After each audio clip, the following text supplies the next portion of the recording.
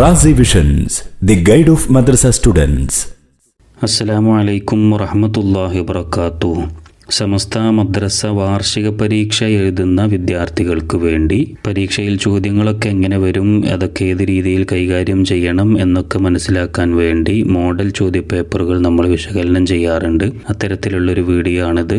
ഈ വീഡിയോയിലേക്ക് നിങ്ങളെ ഹൃദ്യമായി സ്വാഗതം ചെയ്യുകയാണ്. 2 ലക്ഷം സബ്സ്ക്രൈബേഴ്സും ഏകദേശം 1000-ഓളം വീഡിയോകളും അടങ്ങിയ ഒരു ചാനലാണ് നമ്മുടേത്. മദ്രസ വിദ്യാർത്ഥികൾക്ക് വളരെ ഉപകാരപ്രദമായ ചാനലാണ്. നിങ്ങൾ ആദ്യമായിട്ടാണ് ഈ ചാനൽ കാണുന്നതെങ്കിൽ ചാനലൊന്ന് സബ്സ്ക്രൈബ് ചെയ്യുക. നിരവധി ചോദ്യപേപ്പറുകൾ അടങ്ങിയ വീഡിയോകളുടെ ലിങ്ക് ഡിസ്ക്രിപ്ഷൻ ബോക്സിൽ വെച്ചിട്ടുണ്ട്, നിങ്ങൾക്കത് ഉപയോഗപ്പെടുത്താം.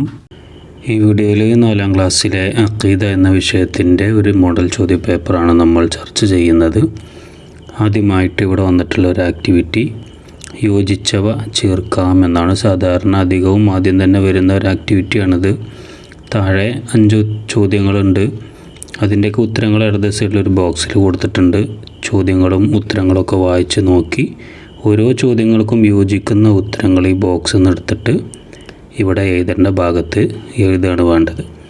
ഓപ്ഷനുകൾ ഇവിടെ എന്തൊക്കെയാണ് വന്നിട്ടുള്ളത്? ഫനാ, സമീഉൻ, വുജൂദ്, ഇറാദത്ത്, മൗത്ത് ഒക്കെ സിഫത്തുകളാണല്ലേ. വാജിബും മുസ്തഹിലൊക്കെ ആയ സിഫത്തുകൾ ഇതിലുണ്ട്. അതുമായി ബന്ധപ്പെട്ട ചോദ്യങ്ങളായിരിക്കും ഇവിടെ വന്നിട്ടുണ്ടാവുക. നോക്കുക. 1ാമത്തെ ചോദ്യം, ഉള്ളവനായിരിക്കൽ. ഉള്ളവനായിരിക്കൽ എന്നുള്ളത് അള്ളാഹുവിൻ്റെ വാജിബായൊരു സിഫത്താണ്. അതിൻ്റെ പേര് ഇവിടെ കൊടുത്തിട്ടുണ്ട്. എന്താണ്? 1ാമത്തേത് വുജൂദ്. ഉള്ളവനായിരിക്കൽ ആദ്യത്തെ സിഫത്ത് തന്നെയാണല്ലോ. അപ്പോൾ വുജൂദ് എന്നുള്ളത് അവിടേക്ക് എഴുതാം. അതാണ് അതിൻ്റെ ആൻസറായിട്ട് വരുന്നത്. 2ാമത്തേത് ഉദ്ദേശിക്കൽ. ഉദ്ദേശിക്കലും അള്ളാഹുവിൻ്റെ വാജിബായൊരു സിഫത്താണ്. അതിൻ്റെ അറബി ഇവിടെ എങ്ങനെ വായിച്ചു നോക്കിയാൽ നമുക്കറിയാം. ഇതവിടെ ഉണ്ട്. ഇറാദത്താണ് അതിൻ്റെ അറബി. അപ്പോൾ അതിവിടേക്ക് എഴുതാം. ഉദ്ദേശിക്കൽ, ഇറാദത്ത്. 3ാമത്തെ ചോദ്യം എന്താ? കേൾക്കുന്നവൻ. കേൾക്കുന്നവൻ എന്നുള്ളതും അള്ളാഹുവിൻ്റെ ഒരു വാജിബായ സിഫത്താണ്. അതിൻ്റെ അറബി ഇവിടെ ഉണ്ട്. സമീഉൻ എന്നുണ്ട്. സമീഉൻ. അപ്പോൾ അതിവിടേക്ക് എഴുതാം. കേൾക്കുന്നവൻ, അതിൻ്റെ അറബി സമീഉൻ. 4ാമത്തേത് നശിക്കൽ. നശിക്കൽ എന്നുള്ളത് അള്ളാഹുവിൻ്റെ മുസ്തഹിലായൊരു സിഫത്താണ്. അള്ളാഹുവിന് ഉണ്ടാവാൻ പാടില്ലാത്തൊരു സിഫത്താണ്. അതിൻ്റെ അറബി ഇവിടെ ബ്രാക്കറ്റിലുണ്ട്, ഇവിടെ ബോക്സിലുണ്ട്. എന്താണ്? ഇതാണ് ഫനാ ആണ് നശിക്കൽ എന്നുള്ളത്. അപ്പോൾ അതിവിടേക്ക് എഴുതാം. ഫനാ, നശിക്കൽ, ഫനാ. അതാണ് 4ാമത്തേത്. ഇനി 5ാമത്തേത് മരണം. മരണം സിമ്പിളാണ്, നമുക്കറിയാം. വാക്കൊക്കെ നമുക്കറിയാം. അത് അവിടെ ഉണ്ട്. മൗത്ത്, അതാണ് മരണത്തിൻ്റെ അറബി. അപ്പോൾ മൗത്ത് എന്നിവിടേക്ക് എഴുതാം. അപ്പോൾ ഉള്ളവനായിരിക്കൽ വുജൂദ്, ഉദ്ദേശിക്കൽ ഇറാദത്ത്, കേൾക്കുന്നവൻ സമീഉ, നശിക്കൽ ഫനാ, മരണം മൗത്ത്. ഇനി 2ാമതായിട്ടുള്ളൊരു ആക്ടിവിറ്റി പൂർത്തിയാക്കാം എന്നാണ്. താഴെ 5 ചോദ്യങ്ങളുണ്ട്. അതിൻ്റെ അവസാന ഭാഗം നമ്മൾ പൂരിപ്പിച്ചു കൊടുക്കുകയാണ് വേണ്ടത്. വായിച്ചു നോക്കാം. 1ാമത്തെ എന്താണ്? ഉഖ്റവിയായ ഉലമാക്കളെല്ലാം ഡാഷ്. എന്താണ് അവിടെ ചേർക്കേണ്ടത്? ഉഖ്റവിയായ ഉലമാക്കളെല്ലാം മരണപ്പെടുക എന്നാണ് അവിടെ ചേർക്കേണ്ടത്. നമ്മൾ ഖിയാമത്ത് നാളിൻ്റെ അടയാളങ്ങൾ പഠിച്ചിട്ടുണ്ടല്ലോ. അതിൽ പറയുന്നതാണ് ഒന്ന്. എന്ത്? ഉഖ്റവിയായ ഉലമാക്കളെല്ലാം മരണപ്പെടുക. അപ്പോൾ മരണപ്പെടുക എന്നാണ് അവിടെ ചേർക്കേണ്ടത്. 2 പൊതുമുതൽ. അത് തന്നെയാണ് എന്ത്? പിന്നെ ഖിയാമത്ത് നാളിൻ്റെ അടയാളമായിട്ടാണ് പറയുന്നത്. പൊതുമുതൽ സ്വന്തമാക്കുക എന്നാണ്. പൊതുമുതൽ സ്വന്തമാക്കുക. ഇപ്പോൾ സ്വന്തമാക്കുക എന്നാണ് അവിടെ ചേർക്കേണ്ടത്. 3 വിശുദ്ധ ഖുർആനിൻ്റെ വ്യാഖ്യാനമാണ്. വിശുദ്ധ ഖുർആനിൻ്റെ വ്യാഖ്യാനമാണ് സുന്നത്ത്. സുന്നത്താണ് അതിൻ്റെ ആൻസർ. 4 തബ്ലീഗ് എന്ന സിഫത്ത് മുർസലുകൾക്ക് ഡാഷ്.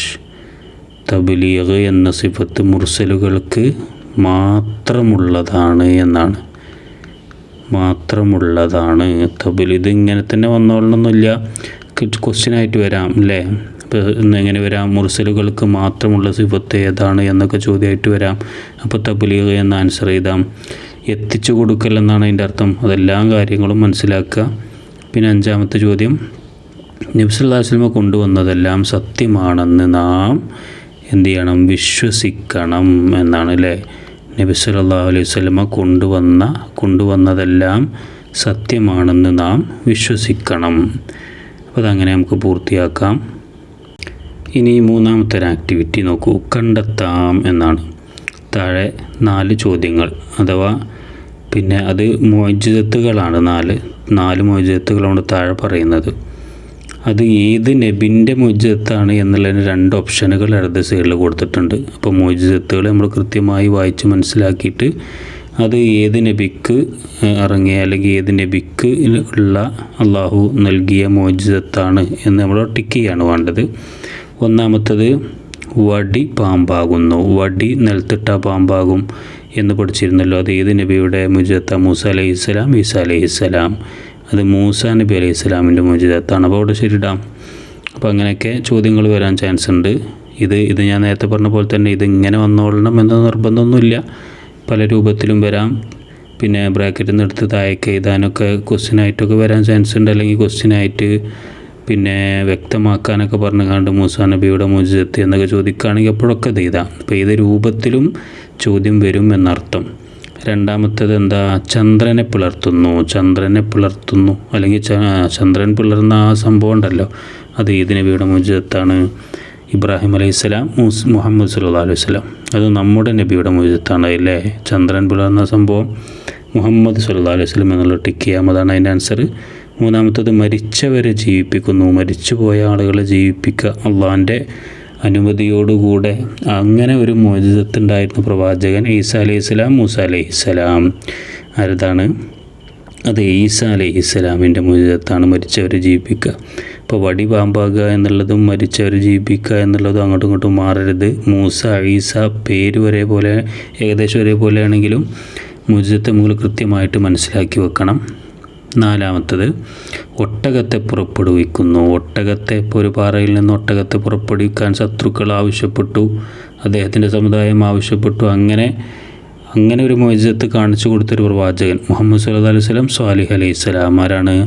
സ്വാലിഹ് നബി അലൈഹിസ്സലാമാണ് അല്ലേ?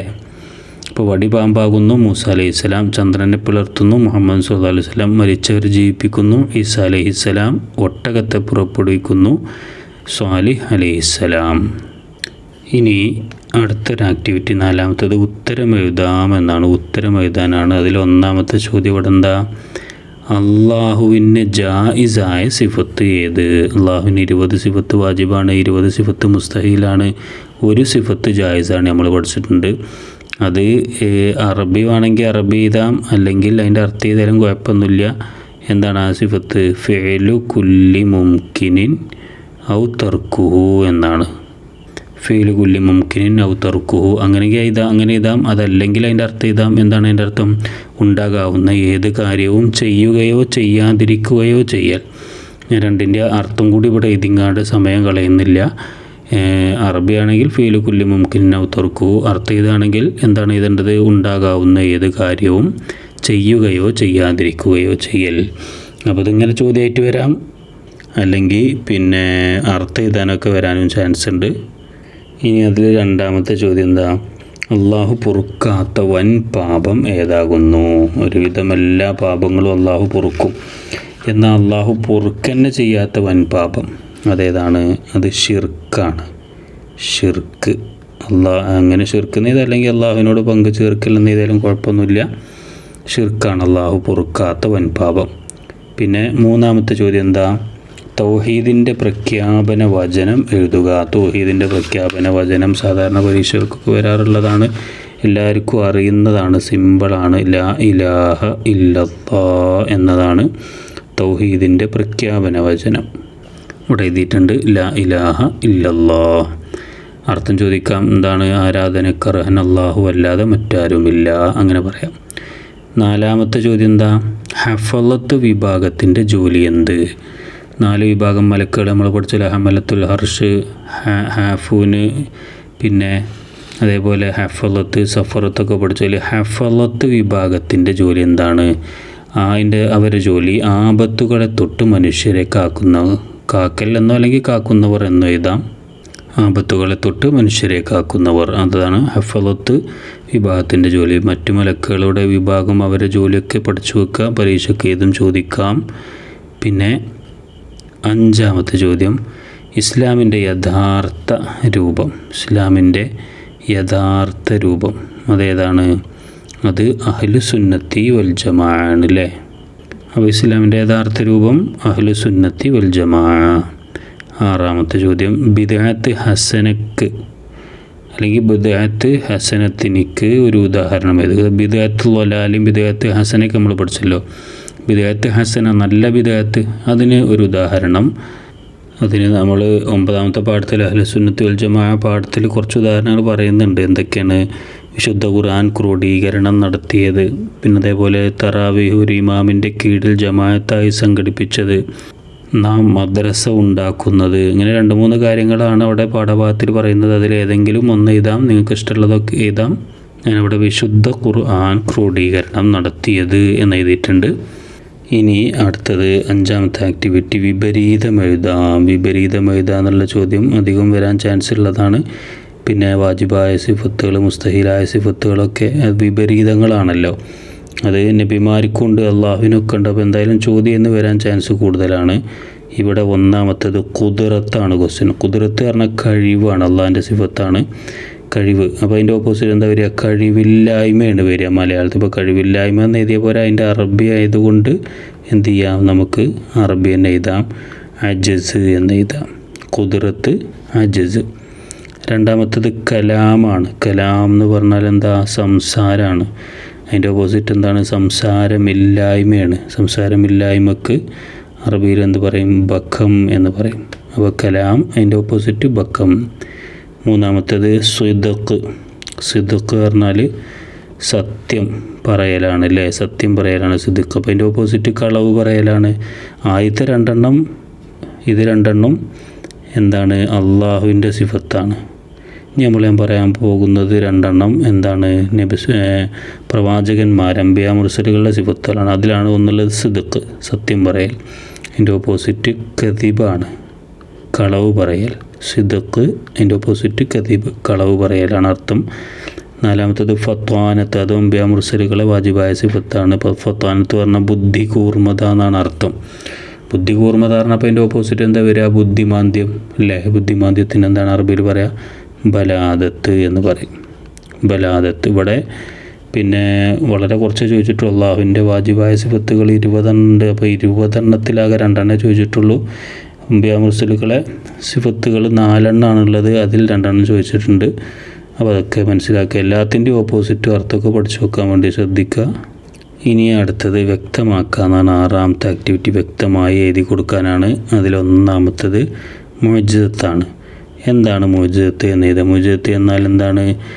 നബിയാണെന്ന് ജനങ്ങളെ ബോധ്യപ്പെടുത്താൻ പല അസാധാരണ സംഭവങ്ങളും അവരിൽ നിന്ന് ഉണ്ടായിട്ടുണ്ട്. അതിനാണ് എന്തെന്ന് പറയാം? മുഅ്ജിസത്ത് എന്ന് പറയാം. അപ്പോൾ മുഅ്ജിസത്ത് എന്ന് പറഞ്ഞാൽ നബിയാണെന്ന് ജനങ്ങളെ ബോധ്യപ്പെടുത്താൻ പല അസാധാരണ സംഭവങ്ങളും അവരിൽ നിന്ന് ഉണ്ടായിട്ടുണ്ട്. ഇതിനാണ് മുഅ്ജിസത്ത് എന്ന് പറയുക. അവരിൽ നിന്ന് പറഞ്ഞാൽ പ്രവാചകന്മാരിൽ നിന്ന് എന്ന് എഴുതിയാലും കുഴപ്പമൊന്നുമില്ല. അതാണ് ഒന്നും കൂടി യോജിക്കുന്ന വാക്ക്. 2ാമത്തേത് തൗഹീദാണ്. തൗഹീദ് എന്നാൽ എന്താണ്? അള്ളാഹു ദാത്തിലും സിഫാത്തിലും അഫ്ആലിലും ഒരുവനാണെന്നും ആരാധനയ്ക്ക് അർഹൻ അവൻ മാത്രമാണെന്നും വിശ്വസിക്കലാണ് തൗഹീദ് അല്ലേ? അപ്പോൾ തൗഹീദ് എന്ന് പറഞ്ഞാൽ അള്ളാഹു ദാത്തിലും സിഫാത്തിലും അഫ്ആലിലും ഒരുവനാണെന്നും ആരാധനയ്ക്ക് അർഹൻ അള്ളാഹു മാത്രമാണെന്നും വിശ്വസിക്കലാണ്. എഴുതാം. ഇനി സുന്നത്താണ്. സുന്നത്ത് എന്ന് പറയുന്നത് എന്താണ്? നബിയുടെ വാക്കുകൾ, പ്രവർത്തികൾ, മൗനാനുവാദങ്ങൾ, അവിടുന്ന് ചെയ്യാൻ ഉദ്ദേശിച്ച കാര്യങ്ങൾ എന്നിവയാണ് സുന്നത്ത്. എന്താണ് സുന്നത്ത്? നബിയുടെ വാക്കുകൾ, പ്രവർത്തികൾ, മൗനാനുവാദങ്ങൾ, അവിടുന്ന് ചെയ്യാൻ ഉദ്ദേശിച്ച കാര്യങ്ങൾ എന്നിവയാണ് സുന്നത്ത്. അപ്പോൾ അതിൽ 4 കാര്യങ്ങൾ ഉൾപ്പെടണം. നബിയുടെ വാക്കുകൾ 1, പ്രവർത്തികൾ മറ്റൊന്ന്, പിന്നെ മൗനാനുവാദങ്ങൾ, പിന്നെ ചെയ്യാൻ ഉദ്ദേശിച്ച കാര്യങ്ങൾ. ഈ 4 അതിൽ ഉൾപ്പെടണം. ഈ വീഡിയോ ഇവിടെ അവസാനിക്കുകയാണ്. മറ്റൊരു വീഡിയോയുമായി വീണ്ടും നമുക്ക് കണ്ടുമുട്ടാം. നിങ്ങളുടെ മദ്രസ പഠനത്തിന് എന്നും ഞങ്ങൾ നിങ്ങളോടൊപ്പമുണ്ട്. പരീക്ഷാ സംബന്ധമായ എല്ലാ വീഡിയോകളുടെയും പ്ലേലിസ്റ്റിൻ്റെ ലിങ്ക് ഡിസ്ക്രിപ്ഷൻ ബോക്സിലുണ്ട്. നിങ്ങൾക്ക് ആവശ്യത്തിന് ഉപയോഗപ്പെടുത്താം. നാഥൻ അനുഗ്രഹിക്കട്ടെ. അസ്സലാമു അലൈക്കും വറഹ്മത്തുള്ളാഹി വബറകാതുഹു.